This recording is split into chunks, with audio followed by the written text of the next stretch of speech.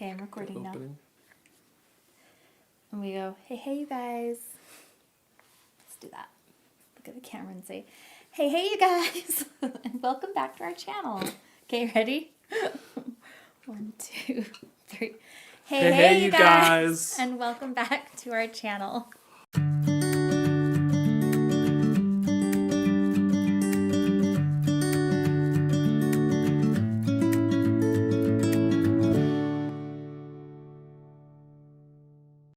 You need to go.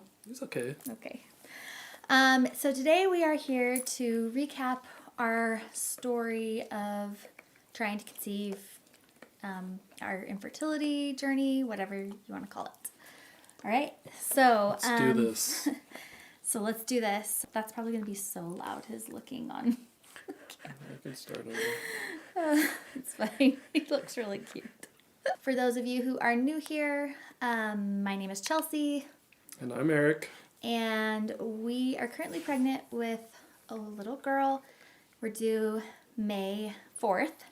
May the 4th be with us. And her name shall be... No, we're not saying the name yet. But it took us a little while to get here. So we're going to sort of recap that whole story. I actually did this a couple years ago, but my channel has kind of evolved since then, and that video is a little bit, I don't know, I feel like that video is kind of depressing. Even though this is a kind of depressing topic, I just wanted to remake the story, and also our story has changed a little bit. We've added on to it, so. I mean, it is a depressing topic, but there's light at the end of the tunnel. Whether I think it works or not, I don't know. My mindset was, whether this works or not, we're not going to let this affect us being happy in the future. So there are other ways of getting children, and I don't know, I think we just didn't really wrap our minds around having to go through all of this. So yeah, it's a trial in life. Everybody's got trials, and this is emotionally and physically and financially it was a struggle for sure, but yes. So we're gonna just, I guess, jump into where it all started. Back to 2014. 2014, the year we finally decided we were ready to have kids, or start trying at least. We've actually been married since 2009, and we didn't really plan on having kids that soon. I mean, we didn't even really talk about it that much, and it wasn't until we'd been married about 5 years. Like, when did we start talking about? I think it was towards the end of 2013, Christmas, maybe? Yeah, I think that's when we were kind of like... let's maybe start a family, so... Yeah. We'd already had a dog. No, we hadn't had a dog yet. Oh, no. We got Poe when we were trying. That's right. Okay, so 2014, I'm pretty sure it was July, summer 2014, that we decided, okay, let's do this. Let's get off. I wasn't really on birth control or anything, but we were definitely preventing, because we were not ready to have kids yet, so we were waiting until we were ready. So that's when we stopped preventing, I guess. And then we didn't even really start actively trying right then, did we? Kind of. We were really lazy about it, I think. We were just like, whatever, it'll happen. For me, I just felt like it was going to happen. I remember you being like, what if I come home tomorrow at lunch? You were like, all of a sudden, like, let's have a baby! And... Yeah, but I didn't really track things that much right away. I just really assumed it would happen. If we just stopped using birth control, that it would happen right away. But anyway, so we did that for a few months, and then I started tracking getting ovulation kits and all that kind of stuff. And then it was about a year and lots of friends getting pregnant before us, that we made the call to my OBGYN, I guess. And I don't know, it's hard to remember that time, but just basically said, hey, we've been trying for a year and nothing's happened. And so, yeah, we started doing testing. And they started with Eric. Of course, they usually do. And I actually went through a program through the University of Utah where they test semen analysis and they get all the analytics, mobility and health and strength, and everything was fine. So that was, I don't know, 5 or 6 months long. Yeah, Going how once a often do month, they test you? going once a month, I think, and just get tested, and that kind of helped them. This was their own study. This wasn't a part of our OBGYN, really. They recommended it, though.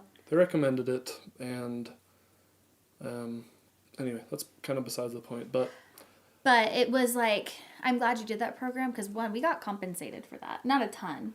it was like $200 or $300. But you had to go quite often and get your blood checked and your semen analysis. So you did like 4 or 5 of those. Yeah. And every time it came back, super duper. Yeah, super duper. I don't remember. I think it was just a little bit above average. Yeah, good job. But that just kind of blew us away a little bit, saying, why is this not working? But while they were doing his testing, they also started, and his was coming back normal, they started testing me, and we did the HSG test, which some of you might be familiar with that. I'm sure you are, but it's the dye test where they shoot dye into your uterus. Do you remember that? Mm-hmm. And man, like that was the beginning of all the procedures that would be done to me, and I was so freaked out. And like now it's like, yeah, they whatever. shoot dye up there just to kind of clear a pathway, make sure that nothing is blocked, and you can watch it live. You look at basically the uterus, and you see this dye going up the tubes, and nothing was blocked. Everything was fine. Everything checked out on their end, and I don't remember how much that was. I don't know if our insurance helped with that at all. I have all of our costs of all this fertility treatment and stuff in another video. I can link it down below, but it's basically how much it costs us to get pregnant, basically. I think it was under $500. It goes around that much, yeah. Anyway, so we did that. That came back normal. Everything looked great. The only thing they noticed, though, and that was that my uterus was like right over my left hip. Remember? It was like way far over.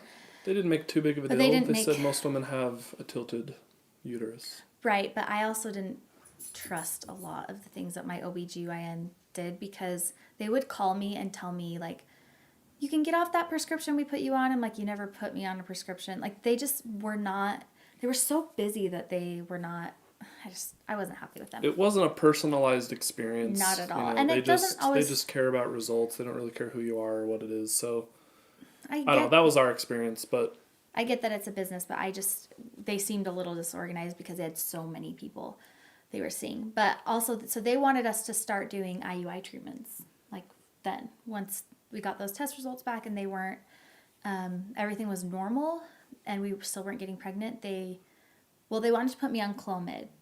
And I wasn't like comfortable with that because I knew Clomid was for people who weren't ovulating and I was ovulating. I knew I was because I was getting those tests every month and I always was ovulating. So I waited a few months, decided to ditch out on that OBGYN because I was like over it and look into seeing a fertility specialist. And this is at the beginning of 2016. And we started seeing another doctor, Dr. Porter. Mm-hmm. And I asked him, it's just like a family doctor through work. And I asked him about Clomid because I trusted him and he took a lot better care of us. Like it was very personalized. And I talked to him about our fertility issues and I asked him about Clomid. He said, it doesn't hurt to give it a try. It's really safe drug. Give it a try for a couple months and see if it does anything for you. So we did that. I hated it. It wasn't that bad. Some people have really bad experiences with Clomid, but it did make me feel really crampy and just kind of sick. And I'd get headaches on it too. But it was a invasive and inexpensive way. Non-invasive. Non-invasive way and non-expensive way of possibly getting pregnant. Yeah. So we were like, okay, let's try it. So we did it a couple months and then we didn't see any results. Like nothing happened. So we were just like, whatever, we'll just keep trying. So at this point, it had been a year and a half of trying because it was Almost 2 years. So, Because this is 2016 spring. So then, so here's for the guys. It came down to the point where they're like, you take this Clomid, and then you do it, like you do it. And for me, it was like, I don't know, we never really had any problems, I think. when he but says you do it, you mean you have sex. yeah, like have sex when Yeah. like on this time period and on this time period, and Yeah. the more sex you have, obviously the higher chance They you have of basically getting say pregnant. do it every other day. And like there was so much stress and So much. That was very anxiety, stressful. like, come on, let's go, let's have sex. And Which is so fun. I think any other time in my life, I'd be like, yeah, all right. And I don't know what it was, but just this particular time, it was like, well, I don't know, like it's kind of hard sometimes. So Yeah, it was so stressful. It just wasn't a fun time. So, yeah, moving on from that, this is about summer, let's say. I think it was summertime. End of summer, I called. Oh, no, I thought you had to get a referral to see a fertility specialist. And so I asked Dr. Porter, the doctor that told me that we should try Clomid. I asked him, Clomid, I told him Clomid's not working, so can we get a referral? And he was like, yeah, sure. I don't think you need one though.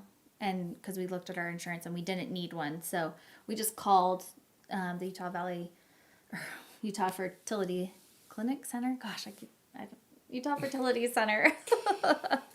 here's what it is. Put it in nice bold Yeah. font letters right here. Okay. I made an appointment and scheduled a consultation with just whoever could see me, basically. Whoever could see us first. And so we were assigned a doctor, and it was like a month or 6 weeks before we got in. But yeah, do you want to talk about what that appointment was like? That was so long ago. That was 2 years ago. Over He 2 years ago. basically invited us into his office. This was with Dr. Folk. He's kind of the head guru there. And he's like, why aren't you getting pregnant? Let's map it out. And he literally got out a piece of paper and a pencil. And he's like, And he's like, here's the check boxes. You need a man, you need a woman, you need sperm, you need eggs. You need and a uterus. like, Yeah. he's like, you have all of this. Your tests say that, you guys are healthy and there's no reason you shouldn't get pregnant. He did look over my chart though with my tilted, like my shifted uterus. And he did say that could be endometriosis. Right. Due to scarring, it could be moved Yeah. out of place, and that could prevent sperm from getting where it needs to go. Yeah.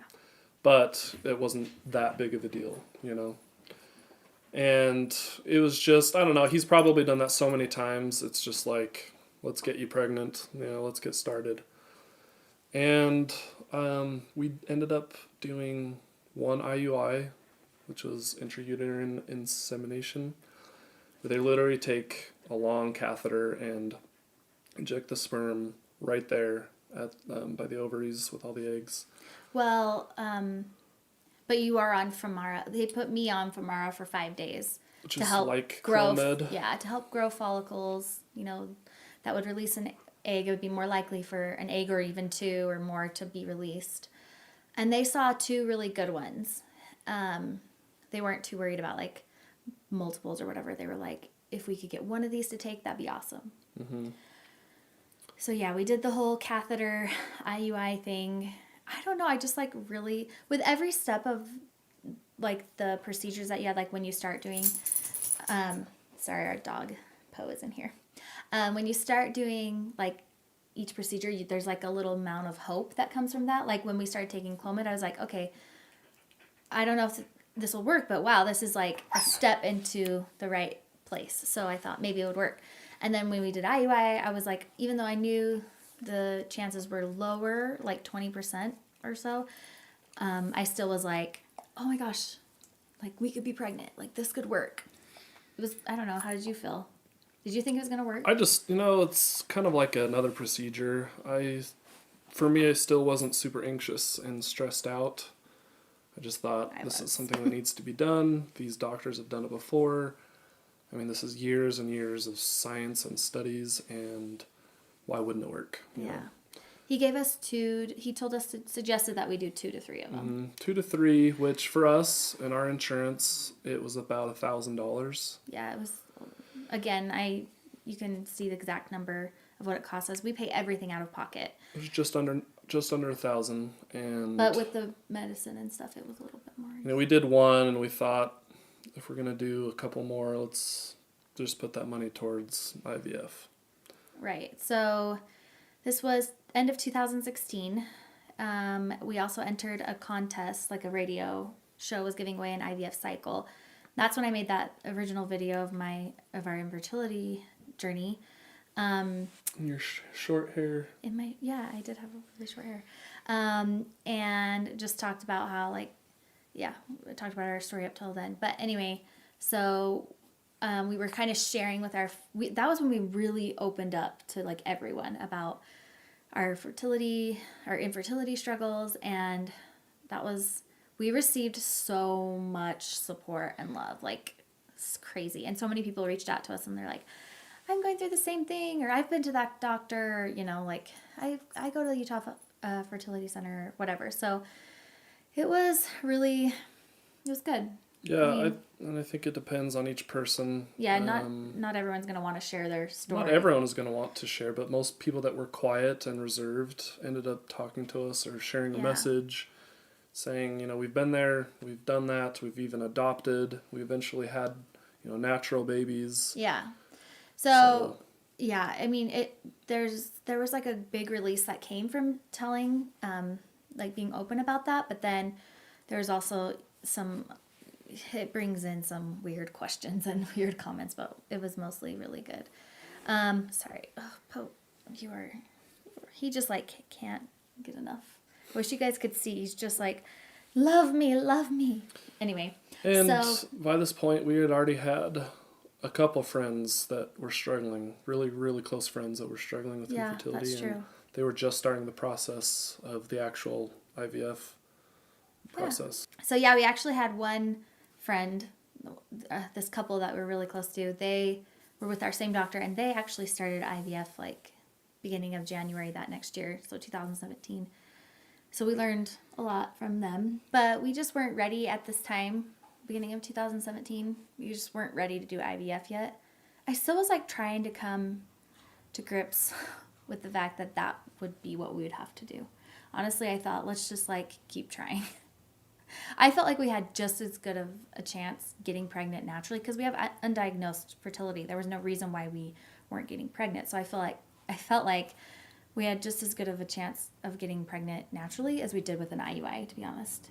And we wouldn't have to spend, $1,000 or more just to do an IUI. So I just, in my mindset at that point was let's just chill out a little bit and, I don't know, sort of get ready to do IVF eventually. That's what we really have to do. But try naturally. Try naturally. I hate that.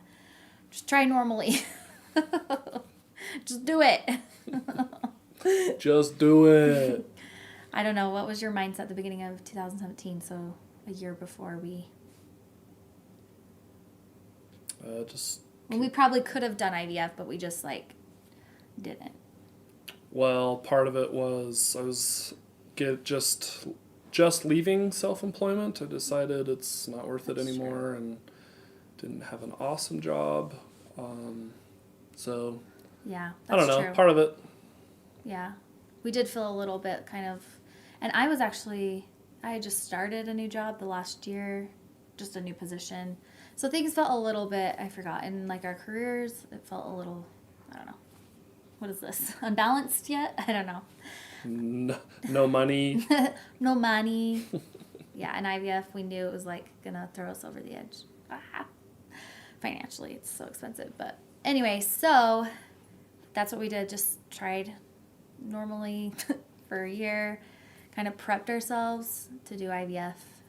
And then at the end of last year, so about this time last year was when we called our fertility doctor again and scheduled an IVF consultation, which was scheduled for January 22nd, I think, was when we started filming, for real, doing this YouTube channel. Yeah, and we showed up to his office, Dr. Folk's office again, and he's like, "You're back." That's right. He's like, "Did you get pregnant? Is that why I stopped seeing you?"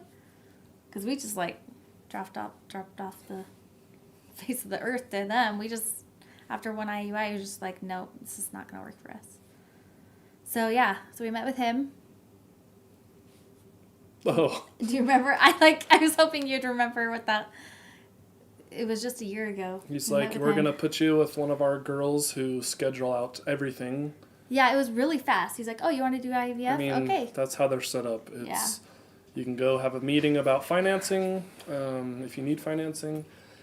The other meeting is going to be with whatever her position title is, but they give that calendar with all the medication and shots and Yeah, it was like, bam. Okay, appointments and dates, and it's like, here we go. You're going to start, in a month and a half or... No, it was like the next week. I think we started our stim injections on February 1st. I mean, we started, but Yeah. the schedule's for a month and a half. Yeah, and yeah. So we did IVF, and it was a roller coaster. If you guys have been here since the beginning, thank you for hanging out with us this long. And you guys can go back and watch the detailed videos of what happened. I felt like our IVF cycle was really successful. Obviously, I'm pregnant, but I mean, we were very lucky that I responded well to the medications. We got like 22 eggs and got 8 embryos in the end, but we did do the PGS testing, which we are very, very like Pro PGS testing, because we had eight embryos and only 3 were normal. So anyway, we are If really... you don't know what PGS testing, go look it up. Basically, they do a special test to see if they're chromosomally viable. Yeah, normal. They basically just look and see if the chromosomes look normal. If they don't look normal, then it's gonna that embryo will either not implant or it will miscarry. So we just wanted to avoid that if we could, and we were lucky. Ours only cost $150 per embryo. So Well, I mean, so total was like $1,200. yeah, but I mean, for some people it's like $5,000, no matter But what. we could have implanted 2, and they could have been Both. duds. I don't know what you want to call them. So That's kind of sad to refer to them as duds, but I mean, they aren't capable of life, basically. So however you want to view it, I know it's like controversial, but whatever. We just, if it's an abnormal chromosome or embryo, it's not actually going to sustain a life, so it's not living. Anyway, so we were so glad we did that. We got our PGS test results back in March, and then, because of we bought a house and just a number of different things, we waited until, I'm like stuttering, we waited until June to go back to get the frozen embryo transfer process going. We went in June, and they found polyps in my uterus. Yeah. So yeah, you can watch all this, but basically they found polyps. They had to do a hysteroscopy, and then just when we thought we were going to actually get the embryo transfer going, they found a big cyst.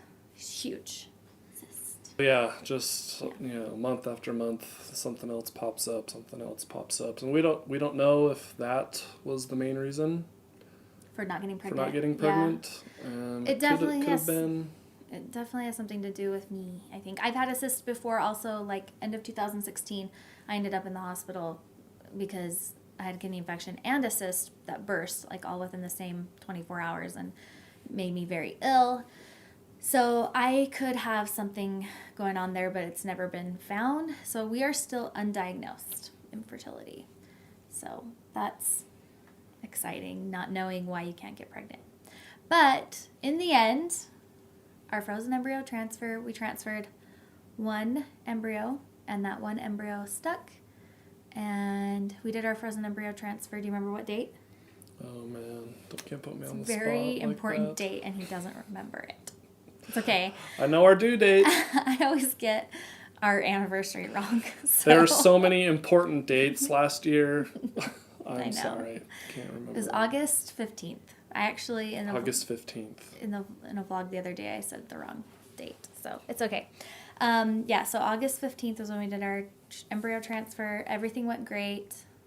Like I said, you can watch these videos, but yeah, everything went great, and I was super lucky enough to now be pregnant.